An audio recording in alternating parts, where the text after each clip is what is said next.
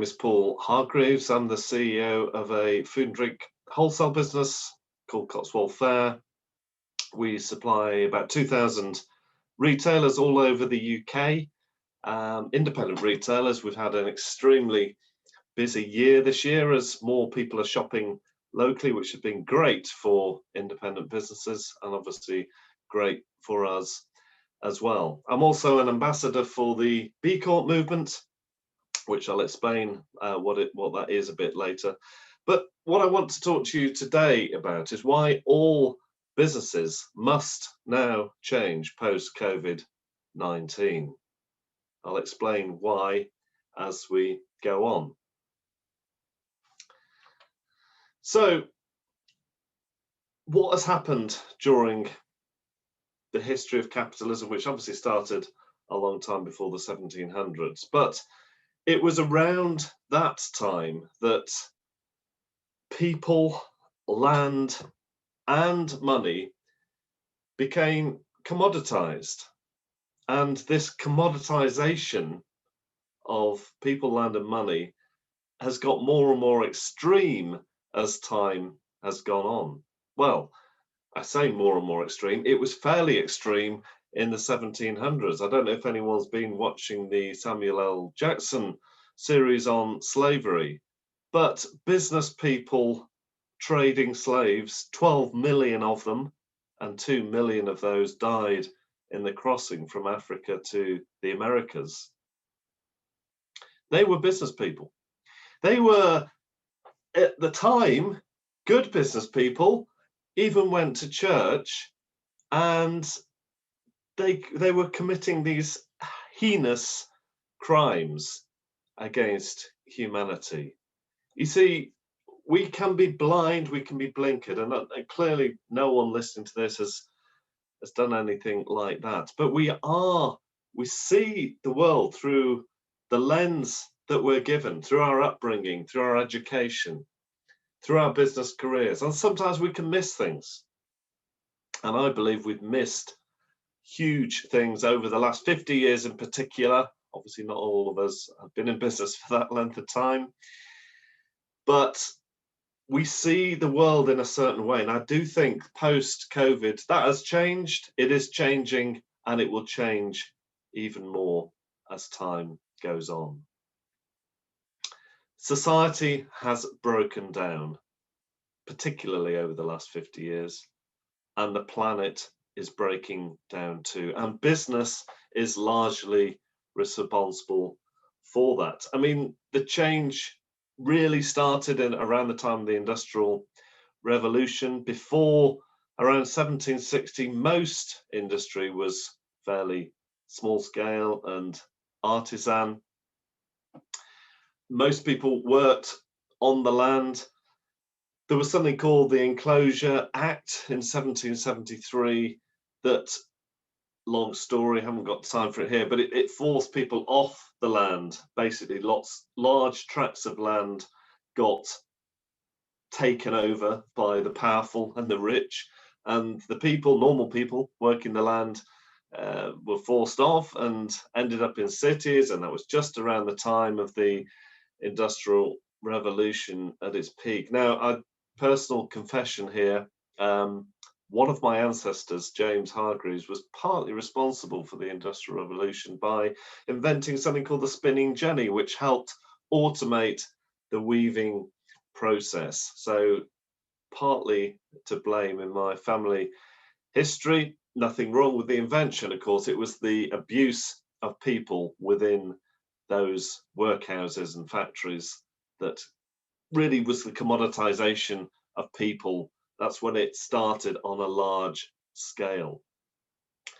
Of course, in 1776, a well-known book called The Wealth of Nations was published by Adam Smith. And he said, it's not from the benevolence of the butcher, the brewer, or the baker that we can expect our dinner, but from regard to their own self-interest. Now, that is what many people quote in terms of capitalism being a bad thing. People only focused on their own self-interest. And yes, I do agree to some to some degree with that. But some of what Adam Smith says wasn't all bad. He did advocate that businesses partly were there to pay taxes, to pay for the infrastructure of society. And he saw that as a vital part of what businesses were there to do. And of course, these days, most businesses, big corporates, don't even do that. They employ huge swathes of people to avoid paying taxes and to make sure they pay as little as possible to provide for the infrastructure of their own companies. Now, that kind of extreme capitalism I'm talking about here, and that's mainly what I'm talking about, the last 50, 60 years, we've had this extreme version of capitalism that I do believe that COVID will put an end to. Milton Friedman, 1970, said there is one, and only one social responsibility of business: to use its resources and engage in activities designed to increase its profits. So, taking away completely from any social, or we can say planetary, responsibility for business. And the extreme version of capitalism we've seen get more and more extreme since then is due to the philosophy of this man, taken up by Thatcher and Reagan in the 80s. In fact, Maggie Thatcher, well-known quote from her, 1987, said there's no such thing as society. There are individual men and women, and there are families. So this sense of society as being something to be guarded, protected, nurtured by businesses and by people has gone.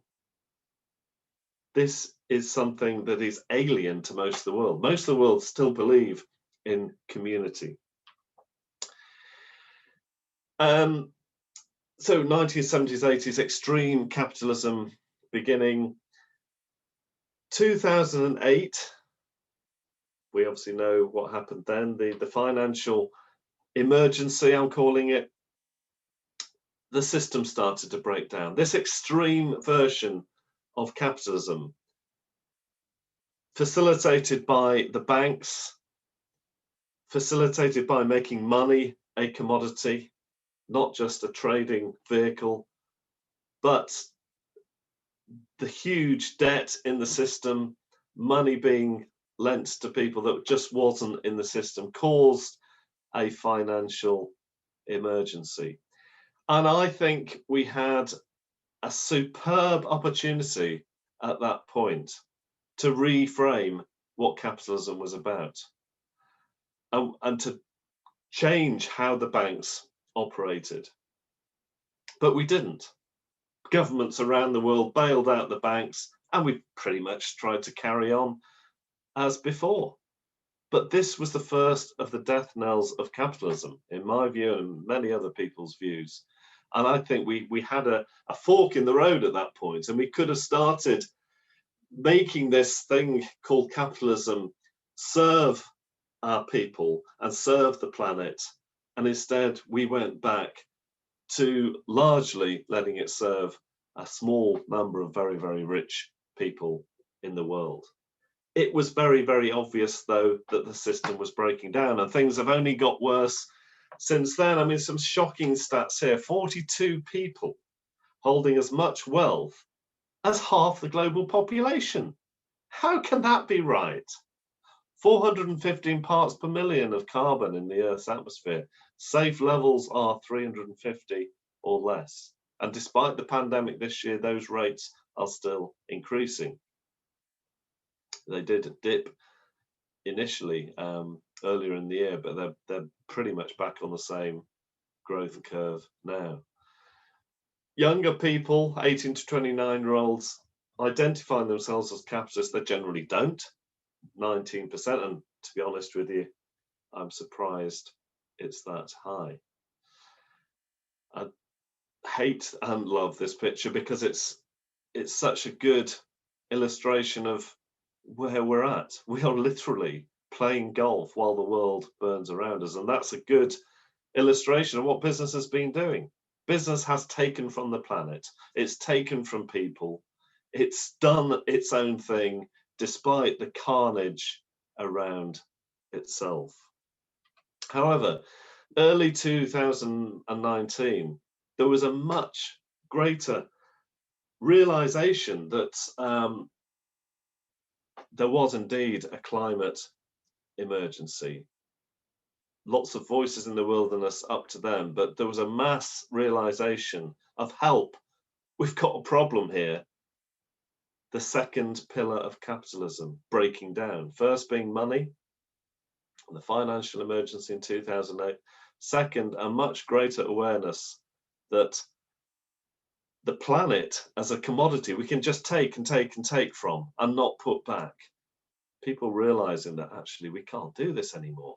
We really can't. Even the Financial Times, capitalism, time for a reset. This is the bastion of capitalism. September 2019, this was the headline in the Financial Times. We need a reset.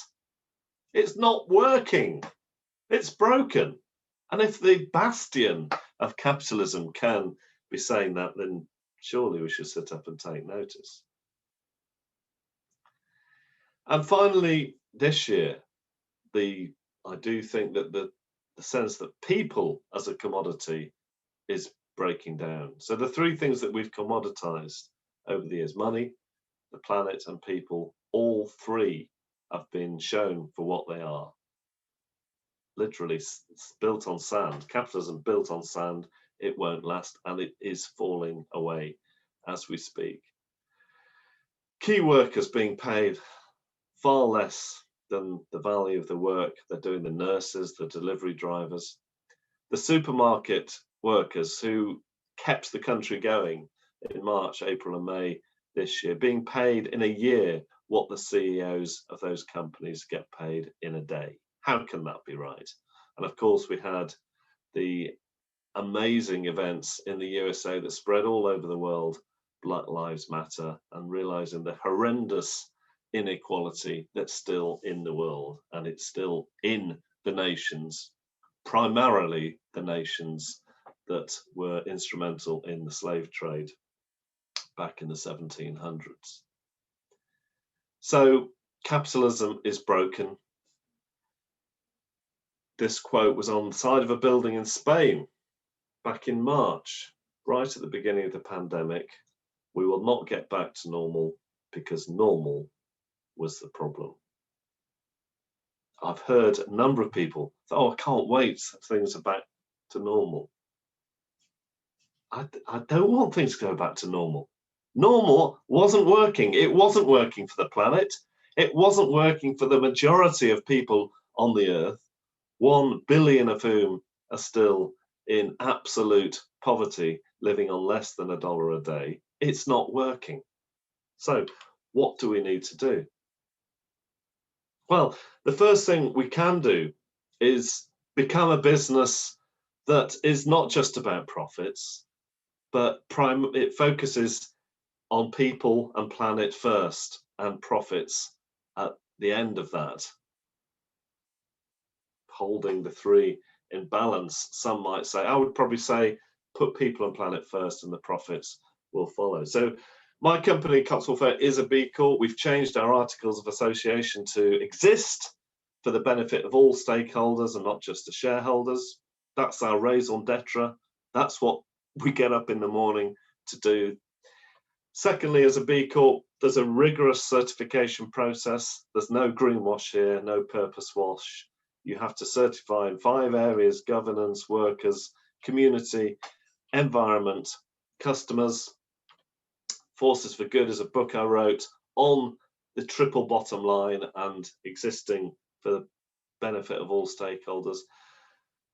The recertification process happens every 3 years, so you can't just get over the line and stay there. In fact, you have to continuously improve because the bar gets higher each time you certify. So it forces companies to be better for people and better for planet, better than they were 3 years ago. And finally, as a B Corp, you have to produce an impact report every year to say what exactly you're doing to make the world a better place. Lovely moment for me earlier this year when we printed our impact report. Looking through it, and there's, I think it's 20 pages. So much that we've done has been nothing to do with me. So the people that work for us have truly got what it is to be a company that exists to make the world a better place, and lots of their ideas have come out of it.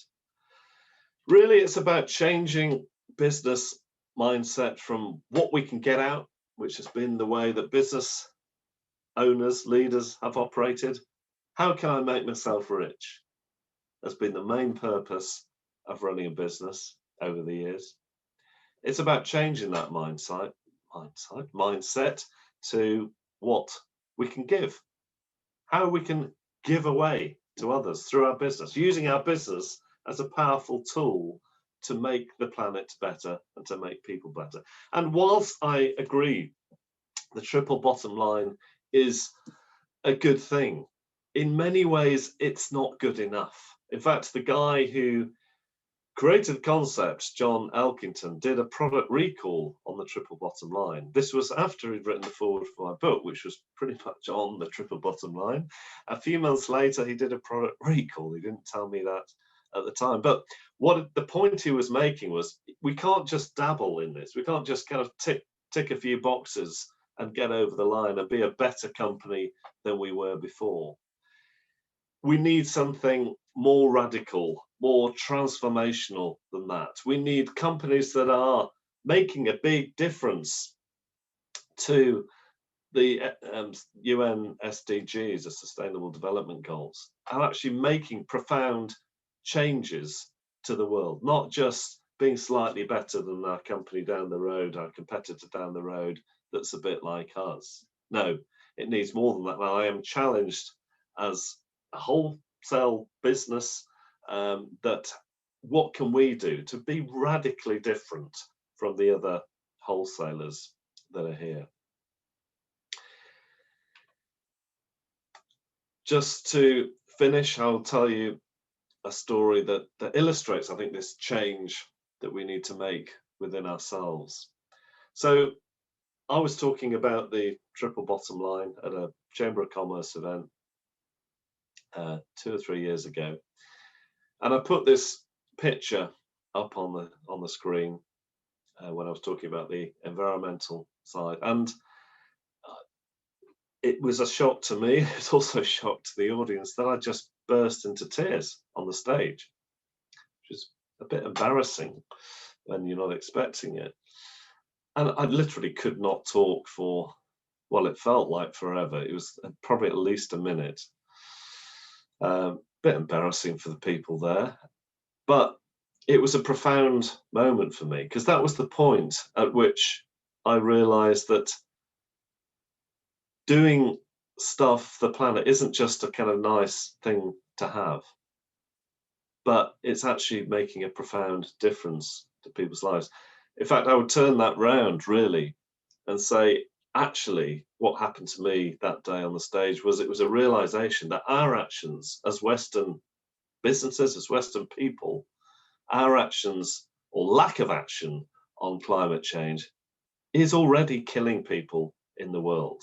Obviously, this photo's in a low-lying area of Bangladesh, and these people are just literally being washed out of their homes. There are already people dying in the world due to our lack of activity on climate change. And I think the intention to do a good thing as a business, to look after people, to look after the planet, is great. But we're only going to take that transformational action when it really gets inside us, where it affects our emotions, where we do cry over what we've done, where we do get passionate about these things, and when we do put ourselves last and put other people first. We had a supplier conference last year, which was a profound event. And at the end of the event, the whole day was on the environmental side of what we do as food and drink businesses. And at the end, half the room were in tears because they realized, actually, we need to do more. And it's when it gets inside us, it's when that compassion for the world and compassion from people really hits us, deep inside, that's the time when we will have radically transformational businesses that are making a powerful difference in the world. If you want to know more on some of this stuff, then my book, Forces for Good, is available on all online booksellers. And I would encourage you to think about how you can make your business a force for good in 2021. Thank you for listening, and do feel free to contact me if you want to find out more. Thank you.